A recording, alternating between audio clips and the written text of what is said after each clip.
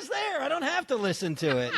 This week's show because it was a disaster. When you live in a beach resort, it's easy to forget whether you are playing or working. On each week's show, we settle in with a cocktail and try to figure out if there is a difference. This is Day Drinking on Delmarva.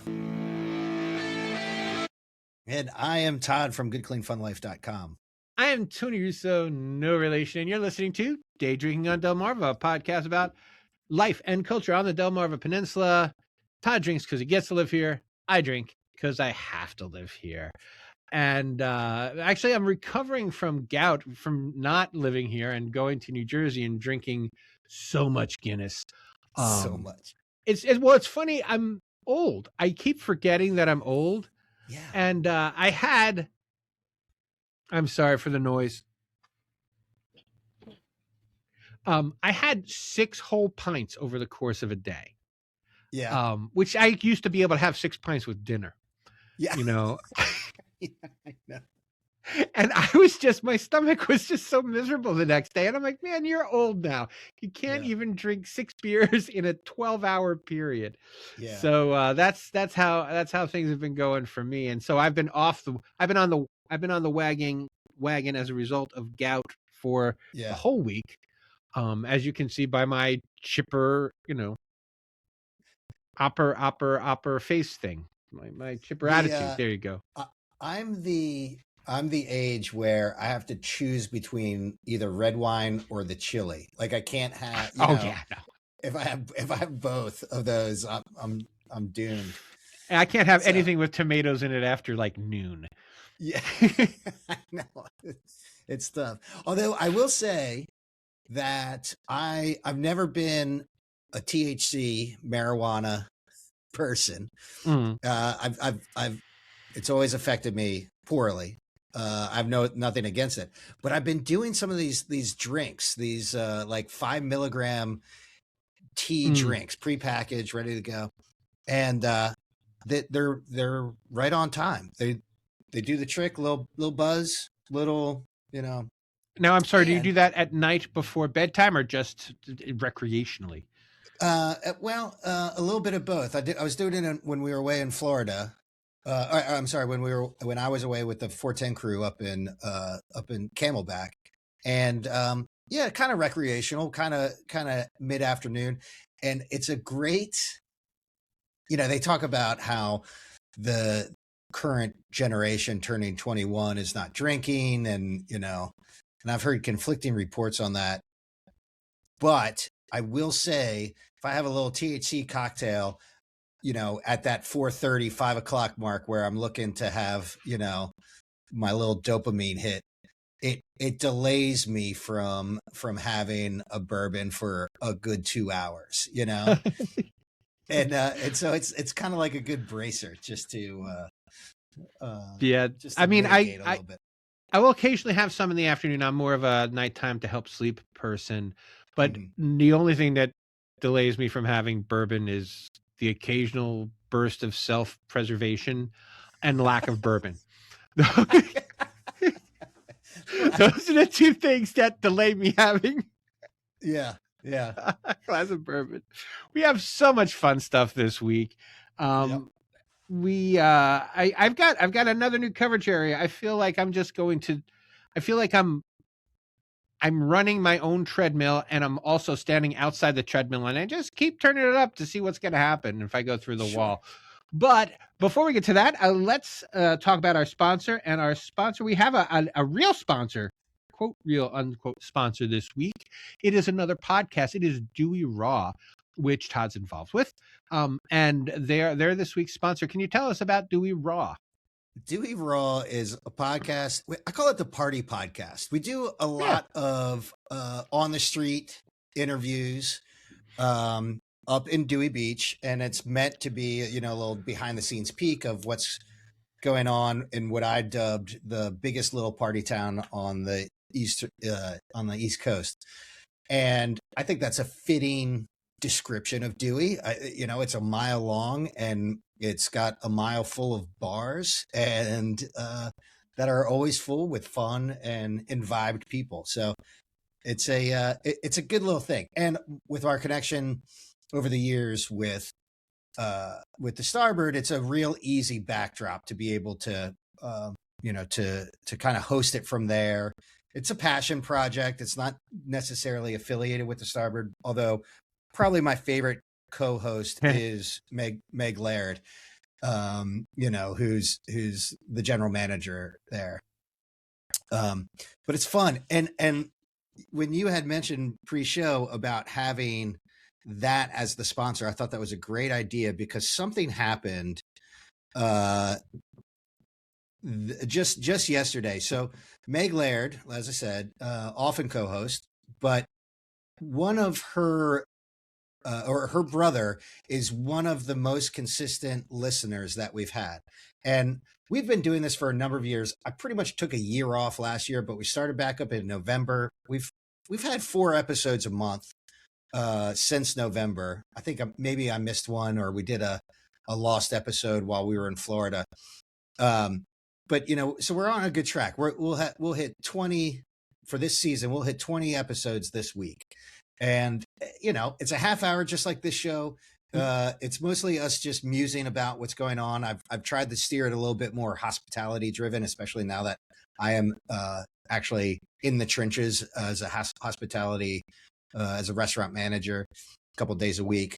But what happened is when Meg Laird's brother, Josh, who we usually give a shout out to because we know that he listens and he'll respond in some capacity. I think we gave him a little bit of a hard time on the last episode, and I got albeit a joke, but a scathing text message from Josh. Basically, I think he said we were questioning whether he was actually listening or not. And yesterday, out of the blue, I get a text message that says, I listen to the podcast every week. I heard the start of the podcast, and yes, I still tune it from the start. I got to the end, and hearing myself uninvited as the wrong Josh made me question some things. I think you need a new number one fan, not saying, just saying. So to that, I replied, I really feel like we're starting to break through if we're pissing people off. So I think that's kind of the measure of a good podcast in today's day and age, almost, is if you're pissing off some fans, you're doing something right. So although it was all in, kind of tongue in cheek, it was fun. Yeah. Don't sleep on the hate watchers. That's for sure. Or the hate listeners. Yeah. What I wanted to know, but go ahead. No, there's still a machine outside of my window. So you finish your thought. So I would love for everybody to check out Dewey Raw. The other thing is it's the opportunity for you to join the Dewey Raw fandom, which in this text conversation, Josh has dubbed Raw Doggers. So I think that somehow is appropriate for Dewey Beach. For it's definitely not blue, but it's a little bit. No, that's right. That scans. Yeah. Okay. Good. No one in Dewey Beach is going to be offended by that. That's for certain. Right.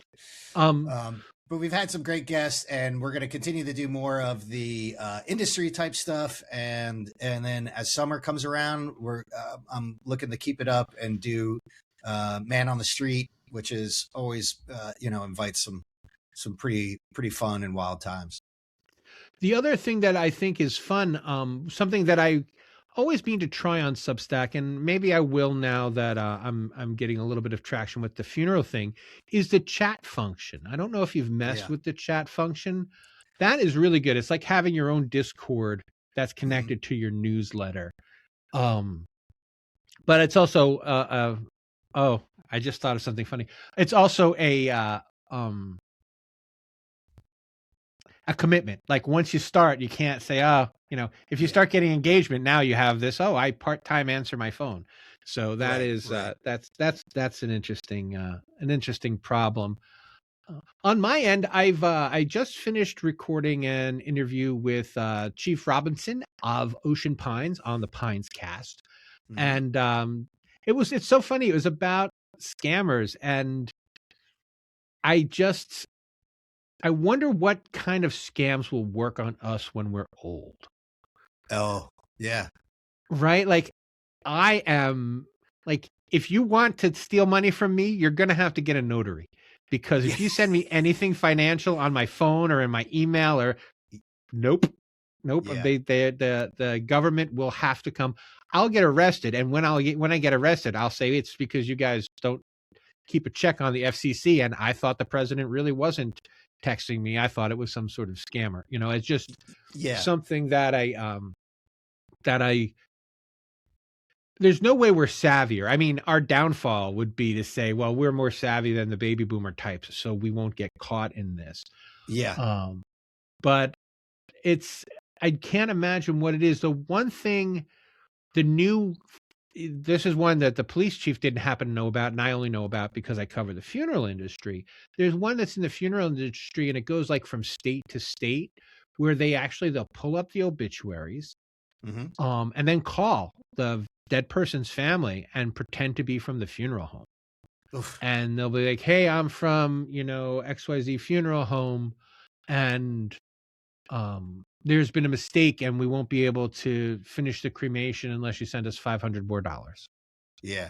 And that's one that, people, especially now, like a lot of people do most of their arrangement online. Like if you have a direct cremation, you're dealing with people online. So if you got an email saying, hey, we can't finish this cremation, you need to send us $500 more.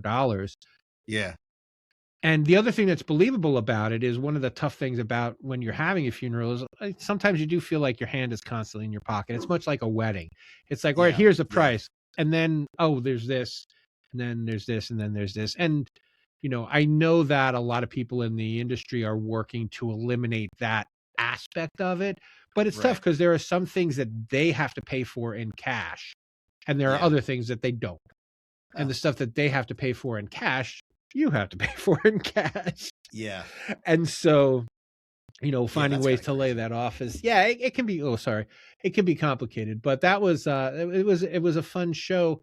But something you said in your Dewey Raw speech reminded me about my Batman event that just happened in my head. Okay. So I was approached not too long ago by some folks who are politically interested in change in Wycomico County. Okay. And they wanted me to start covering Delmar again, and start getting involved in covering politics again. And I got really mad and I got really offended. And they were cool about it. But, I'm like, I do this for a living, right? Did you go to any doctors and say, hey, we'd like you to start, giving us checkups because it's the right thing to do. It would help the community if you gave me a checkup for free. It would help the community if you came and cut my grass for free. I was like, you know what? Fuck you. And the reason it was like that is because we saw all the writing you did. I'm like, that was 6 years ago. It was 6 years ago and you did not give a shit, but now you're mad and you're like, oh, well, who knows about stuff and is good at being mean? Oh, Tony is. Yes. Yeah. Tony knows about stuff and is good at being mean. And so, you know what? I spoke with them again yesterday and I told them that I would see what I could do. And so I wrote my first half of my first essay this morning, and it's pretty much about what assholes they are. Oh, that's great. And I haven't even gone after their opposition yet, and I am going in their opposition in a big, big, big way.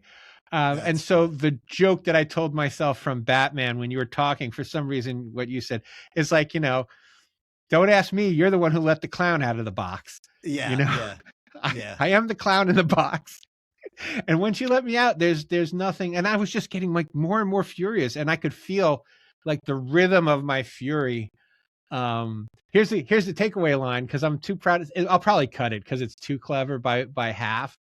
But it's like Delmar puts the pathetic in apathetic, which is yeah. Let's go. You ready? Like that. Yeah. No, it's pretty good. I just, you know. So anyway, yeah, Destination Delmar will be debuting a section on politics starting Monday. And I believe I'm going to start covering Wycomico County and Delmar virtually. I'm not going. I can't be in the room with these people. Right. I mean, I can watch the recording but I couldn't be in the room. Well, I do love the idea that there's no excuse to not be involved as like somebody in the community of here in Berlin, or like even what's happening in Dewey or Ocean City that may affect us or our business because of the virtual meetings is now a thing. But I'm still not involved. No one is involved, and that's what I said to this guy, because this guy was all wound up. He's like, they're going to put a garbage dump, and I'm like, yeah, and so what? Yeah. Like, so what? The thing is, you didn't read. You're like, well, people need to know. I'm like, people knew. People knew when I was writing last time. They didn't care. There are 5,000 people that live in Delmar. I checked. It's 4,000. Call it 4,200. Say there's kids. Say there's enfeebled people. Say there are people who are not allowed to vote. So, did I say enfeebled? I think you're not supposed to say enfeebled. Like, what is this? The 30s? Yeah.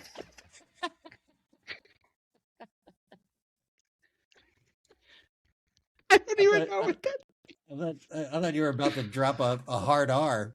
Yeah, we'll have to put explicit on this. Because Tony's using, slurs from the 1930s. But anyway. So let's call it 4,000 people that live in Delmar and also can vote. Like 300 voted in the last election. Oof, I'm sorry, the election before the last election. I don't even know if they had a last election because nobody ran. And so I don't know what they want me to do, but I have an idea. I might do the Facebook thing. I might just do these, like, now that I'm learned how to do the learned how to do the video. Like, now I can cut this video, and hopefully you guys will see it. I can cut up these little videos much better now than I was able to before, and it's more efficient. And honestly, I'm using the time that AI has given me to write more stuff. I am being more productive. I might be the only one on the planet, but it really is making me more productive. And I feel like if I have to be on Facebook for my other job, I may as well be on Facebook for this. It was exciting and depressing to learn that I just got a bunch of subscribers for my death care, and like the second biggest driver is still Facebook, and I'm just posting garbage on garbage sites on Facebook, and they're still converting. It's but only the video. Yeah. Like these stand-up video, they convert on Facebook. And what I thought I did, because I was clever, or I thought I was clever, and I think I was, I put the title of the site above me. So it says ondeathcare.com.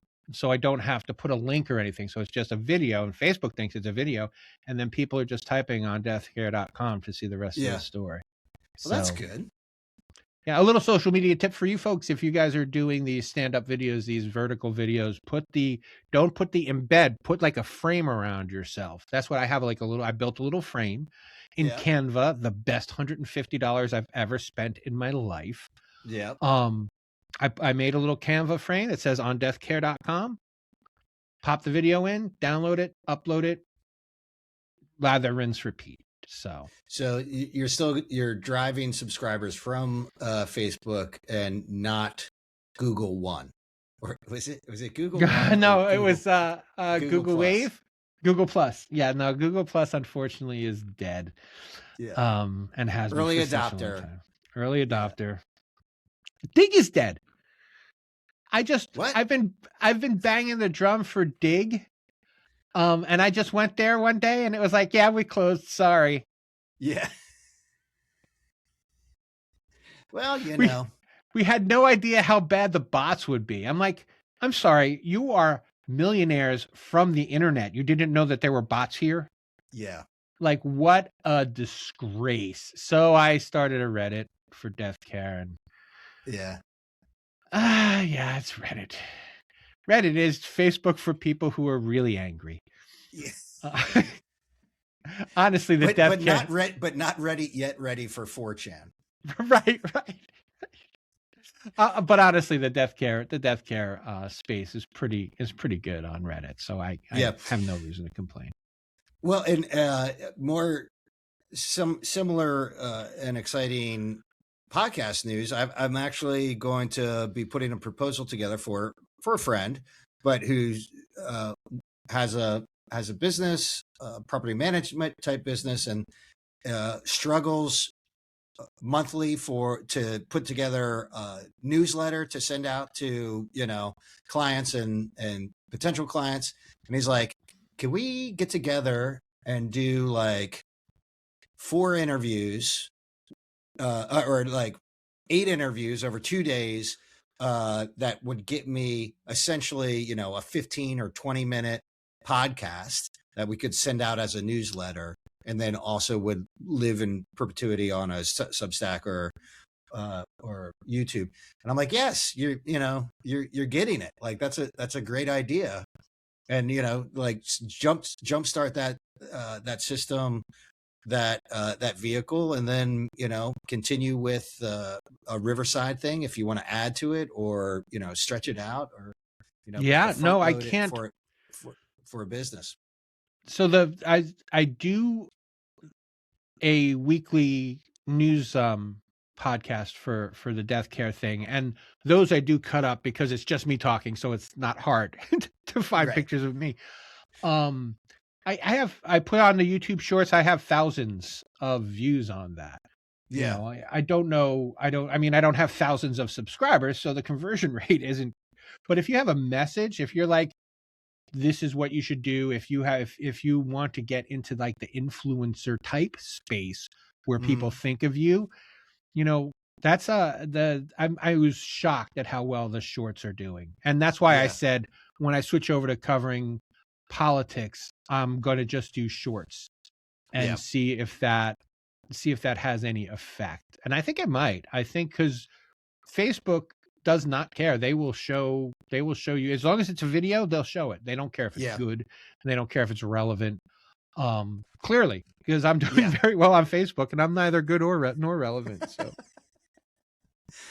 I mean, you're a little bit of something, right? A little bit of something, a little bit of everything.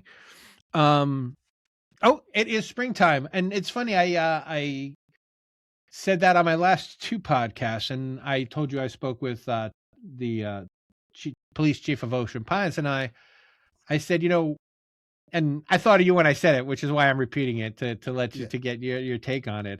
I said, we always say that like this is like a year-round kind of town until June, and then we're like, oh no, people still people still come. People descend in volumes upon the town. Yeah, right. Absolutely. Yeah, and I've done it the last couple of years, and I think that it's really important that everybody takes stock in what's happening right now. Like I said, it is it's not warm, but it's like 50 degrees out, maybe 45 degrees, but the sun is out, and it's you got some clear blue skies. Like these are the days that you really have to take stock. Also, I understand that this summer might be just blazing hot, right? So I can get behind everybody who's like, all right, I'm sick of winter, I'm sick of the snow, but like, man, now that we're over the daylight savings hump, and it's light past 7 o'clock, like it is. These are the time you need to be enjoying what we have around the area, because it will be summertime very soon. And you're always like, oh, that will be nice when summer comes. That will be nice when summer. No, man, it's here. and now is the time to kind of take advantage of. There's a lot going on too. In fact, I'm getting ready. We just did. We'll just breeze over. We did opening weekend. Mentioned it on we the got last time. show. But opening weekend at the Starboard was amazing. It always is. The brand new pavilion was kind of the centerpiece of what they have there now. Great big permanent structure. Few kinks will be worked out for future events, but it's going to be a really nice space to sit outside and be protected from the hot sun. And be able to take advantage of all of that stuff.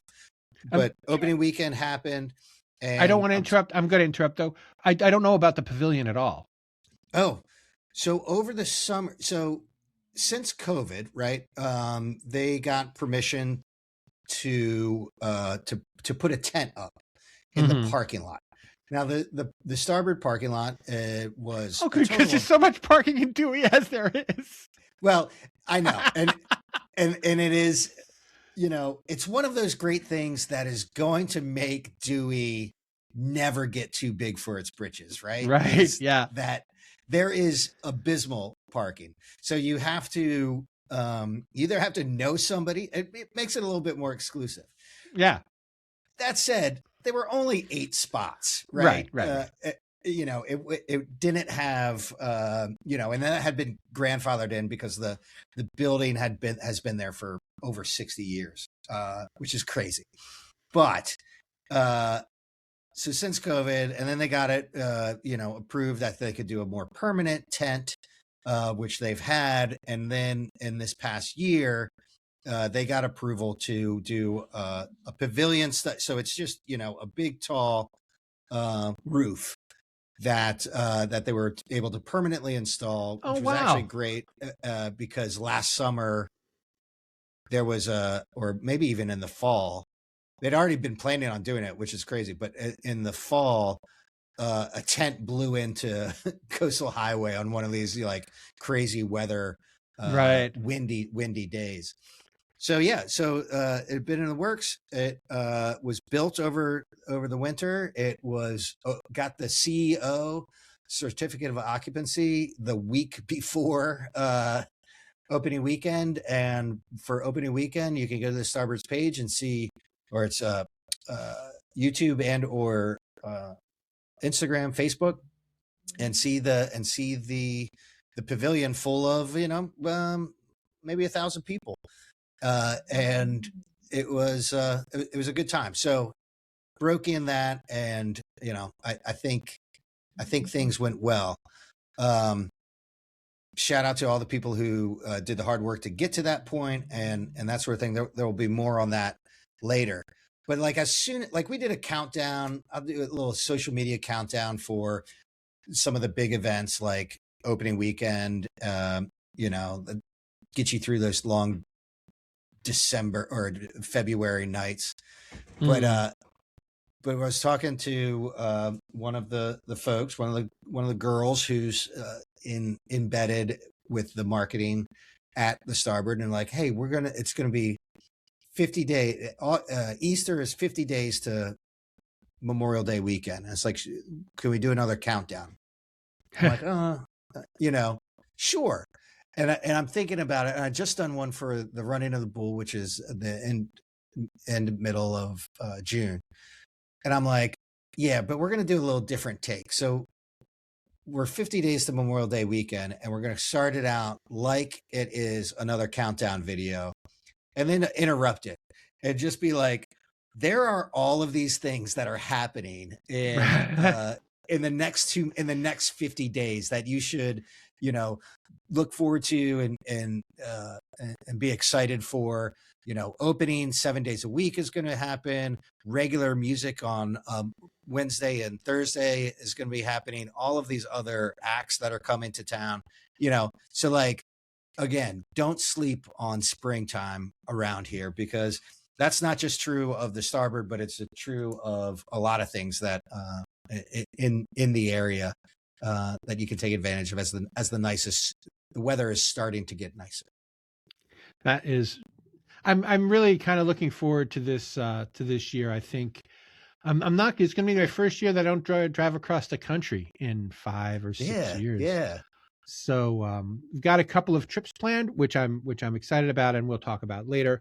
But for now, I'm just getting ready to start doing the Delmar of politics and the death care stuff, and just type like a fat little pigeon until how much intersection will there be between death care and Delaware and Delmar politics? That probably very little, unless they try to put a crematory in Delmar, and we have one. And it's so funny because people are like, whenever someone tries to put a crematory in, and I'm like, there's one like feet from my house, and I didn't know it until after I was in the funeral business, and I'm like, oh yeah, look, that's a crematory. So it's not.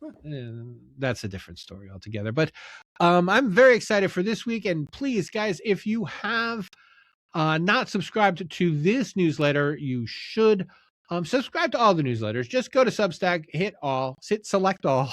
Yes. Absolutely.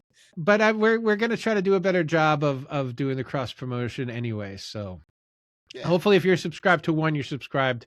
It makes it subscribe to a lot of them. We don't charge for any of them. Do you charge for any of your Dewey Raw ones? No. Well, these are all free newsletters because we want you to be happy. Yeah. So be happy. What we used to say on that, I used to have a beer podcast, and it was "Drink what you like and be happy" was our closer. But I guess we could repurpose that for this. But until next time, just remember, at the beach, it's happy hour whenever you say it is.